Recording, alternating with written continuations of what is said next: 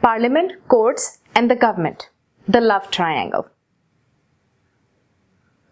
We will look at the courts first and see how they construct legal opinion using the doctrine of parliamentary sovereignty.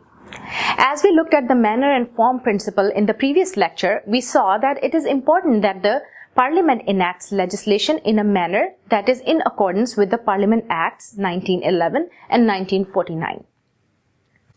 Even with the manner and form principle in place, the courts are not willing to look into the proceedings of the passage of a bill. In Pitkin versus British Railways Board 1974, Mr. Pitkin brought a case that an Act of Parliament should be put aside because the manner in which the private bill was passed was contrary to the Parliament Act of 1911. Mr. Pitkin was trying to retrieve the land that he was denied by the British Railway by challenging the legislative procedure. In the judgment, House of Lords held that the claim must fail. The House based its judgment on 3 lines of reasoning. The first reason was that the function of the court is to interpret and apply the laws enacted by the Parliament and not to question its validity. The second reason was that the court was not willing to challenge the integrity of the Parliament. The court held that the Parliament was capable of regulating itself. The third reason was that there was no difference between a public act and a private act. The court in no way can involve itself in investigating the manner in which the legislation was passed. This case implies that an act of Parliament cannot be questioned by the court, but on the other hand, anything that is not an act of Parliament is open to investigation by the court.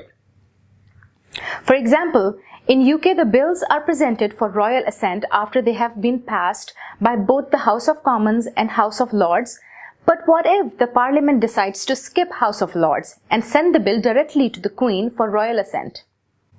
In Jackson versus Attorney General, the question that was raised in front of the House of Lords was whether a bill that has been passed by following the Parliament Acts 1911 and 1949 but has bypassed the House of Lords is a valid act.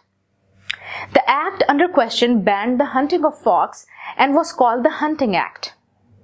The case took a different direction then in Pitkin versus British Railways because the Attorney General fighting the case on behalf of the government did not challenge the act of bringing the case to the court as being an illegal act. In this case, the court took upon themselves the responsibility of looking into the proceedings of the Parliament. This investigatory act of the court was contrary to the Bill of Rights and common law precedent. However, the courts argued that it was not investigating the parliamentary proceedings, but was instead answering a legal question by providing their interpretation. The legal question was, can the Parliament use the Parliament Act of 1911 to pass the Parliament Act of 1949? Both of these acts are of constitutional importance and were used to pass the Hunting Act. The House of Lords found that the Hunting Act was passed in accordance with the Parliament Acts of 1911 and 1949. The judges raised a lot of interesting points. We will look at them again in future lectures, but for right now, we will focus on the points raised by Lady Hale in her obiter statement about the parliamentary sovereignty.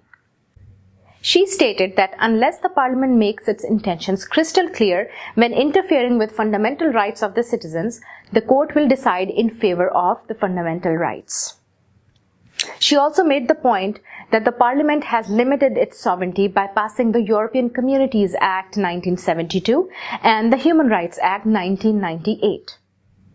By looking at this case, we can conclude that the relationship of the Parliament with the courts have changed over last few decades. The Parliament has given the Supreme Court a bigger role in guarding the constitutional arrangement of UK with the passage of the Communities and the Human Rights Act. Furthermore, the Supreme Court of the country has moved out of the House of Lords and has become a more independent body with the passage of Constitutional Reform Act of 2005. These paramount changes in constitutional arrangement of the country has forced the judges to look at the parliamentary sovereignty in a less orthodox way. The government is responsible to forward the legislation that is debated in the Parliament. If passed by both the houses, the bill is sent for the royal assent. as we know that the government sits in the Parliament and is part of the Parliament. In theory, the Parliament is supposed to restrict the powers of the government by having debates in both the houses on the legislation forwarded by the government. But in practice, the Parliament is normally overtaken by the majority party, who also forms the government. Interestingly, in 2010 elections, neither of the two major parties could form a majority, so they had to form a coalition government. The extent of the power of the government can be realized by looking at the Scotland referendum. This will provide us a bottom-up view of the doctrine of sovereignty. The coalition government held a referendum in 2014 for the independence of Scotland from the United Kingdom. The referendum can be seen as having the power to alter the constitutional arrangement of UK by giving independence to a devolved government. It is interesting to note that Scotland already enjoys a lot of legislative power that has been shared by the Westminster Parliament with the Scottish Parliament. The referendum was a landmark democratic success and the largest turnout of voters in the history of any elections or referendums. The turnout was 86% and 55% voted against the independence of Scotland. It is really interesting to note that the Scottish constitutional lawyers see the parliamentary sovereignty as a particularly English idea having no ground in the historical record of Scotland.